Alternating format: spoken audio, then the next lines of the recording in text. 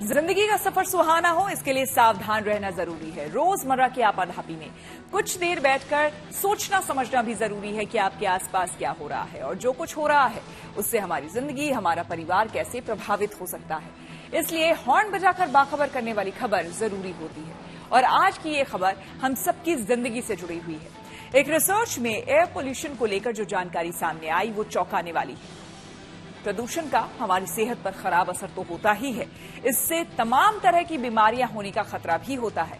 लेकिन air pollution को लेकर एक रिसर्च में यह खुलासा हुआ है कि इससे इंसान की उम्र ढलती जाती है। मतलब ये कि सांस के जरिए जो जहरीली हवा शरीर के अंदर जाती है वो लोगों को बीमार ही नहीं बल्कि जल्द बूढ़ा भी कर रही है। लिहाजा इसको लेकर हॉर्न बजाना जरूरी है।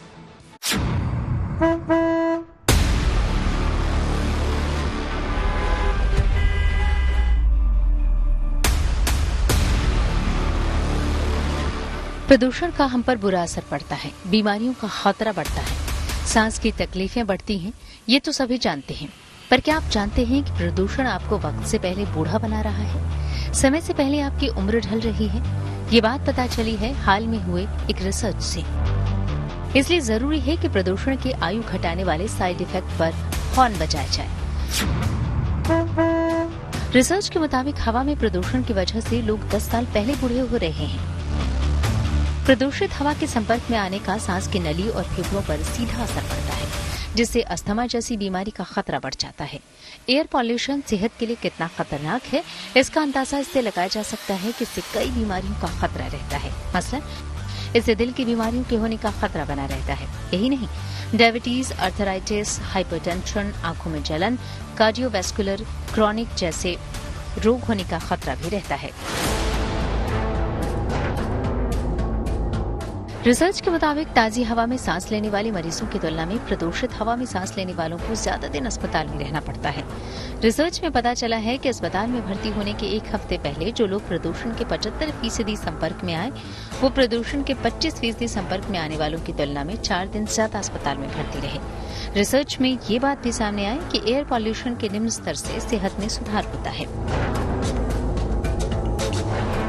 वायु प्रदूषण का निम्न स्तर कोविड के इलाज में इस्तेमाल होने वाली रेमडेसिविर जैसी दवा के 40 से लेकर 80% फायदे के बराबर निकला, जबकि जहरीली हवा के संपर्क में आने वाले कम उम्र के लोगों को कोविड के दौरान वैसा ही अनुभव हुआ जैसा उनसे 10 साल बड़े व्यक्ति को हुआ। यानी जहरीली हवा के संपर्क में आने वालों ने 10 साल पहले ही बूढ़े होने का एहसास किया। दरअसल वायु प्रदूषण से गंभीर स्वास्थ्य समस्याएं तब सामने आती हैं जब हवा में सूक्ष्म PM 2.5 कण मौजूद होते हैं। सांस लेने के दौरान ये कण इंसान के शरीर में आसानी से चले जाते हैं और फेफड़ों में पहुंचकर नुकसान पहुंचाते हैं। इसके अलावा नाइट्रोजन ऑक्साइड, सल्फर डाइऑक्साइड और ओजोन का शुरुआती असर भी सांस की नली पर दिखता है, जिसका असर फेफड़ों पर पड़ता है। उसके काम करने की क्षमता घटती है। वहीं प्रदूषित हवा में मौजूद सल्फर डाइऑक्साइड से आंखों और स्किन पर जलन जैसी समस्या होती है। फैक्ट्रियों से निकलने वाले धुआं, सिगरेट का धुआं, पराली जलाने से निकलने वाले धुआं से लेकर गाड़ियों तक से एयर पॉल्यूशन फैलता है।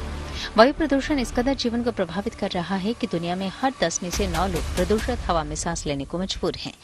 इसके चलते हर साल करीब 42 लाख लोगों की जान चली जाती है। एक रिसर्च बताती है कि वायु प्रदूषण के चलते लोग 36% ज्यादा बीमार पड़ते हैं। वहीं एक और रिसर्च में ये बात सामने आई है कि एयर पॉल्यूशन के चलते कोविड-19 मरीजों की मौत का खतरा 23% बढ़ गया है। यानी वायु प्रदूषण के इन खतरों को लेकर सावधान रहना बेहद जरूरी है, क्योंकि इसका सेहत पर तो बुरा असर पड़ता ही है, बुढ़ापा भी जल्द आता है। एयर पॉल्यूशन के अलावा एक और रिसर्च में भी समय से पहले बुढ़ापा आने की बात सामने आई है, लेकिन इसका कारण वातावरण के साथ ही डिप्रेशन को बताया गया है। इसलिए अच्छे वातावरण के अलावा लोगों के बीच रहने की कोशिश करनी चाहिए, ताकि अकेलापन महसूस न हो और डिप्रेशन जैसी स्थिति से बचा जा सके। साथ ही उम्र पर भी इसका असर न पड़े। Bureau report, good news today. Research में वायु प्रदूषण को लेकर जो बातें सामने आई है उस पर क्या कहना है एक्सपर्ट का, वो भी जान लीजिए। इसको लेकर हमने PGI चंडीगढ़ के एनवायरमेंट हेल्थ के प्रोफेसर डॉक्टर रविंद्रा खेरवाल से बात की। क्या कुछ कहा उन्होंने, सुनिए। अभी एक स्टडी आई है जो बेल्जियम की स्टडी है, वो दिखाती है कि जो एजिंग है वो एयर पोल्यूशन से प्रभावित होती है। लेकिन ये कोरिलेशन स्टडी है और कोजेशन जो है उस पर काम जारी है, यानी कि इस एपिजेनेटिक स्टडीज में क्या कोज हो सकता है, क्या मैकेनिज्म है, अभी इसको जो है शोध करना बाकी है। तो इसी तरह से हमें ये समझना होगा कि air pollution is a risk factor, it's not a causative agent. तो जो हम कहते हैं कि कोरिलेशन है, लेकिन कोजेशन जो है उसको एस्टेब्लिश करना बहुत जरूरी है। तो एयर पोल्यूशन जो है no doubt about is a risk factor to various health issue like respiratory, cardiovascular disease, stroke, cancer, but lot of research is required to establish the mechanism. अगर हम देखें तो ये जो स्टडीज हैं ये इमर्जिंग एविडेंस दे रहे हैं and this raise a concern about means how risky could be air pollution.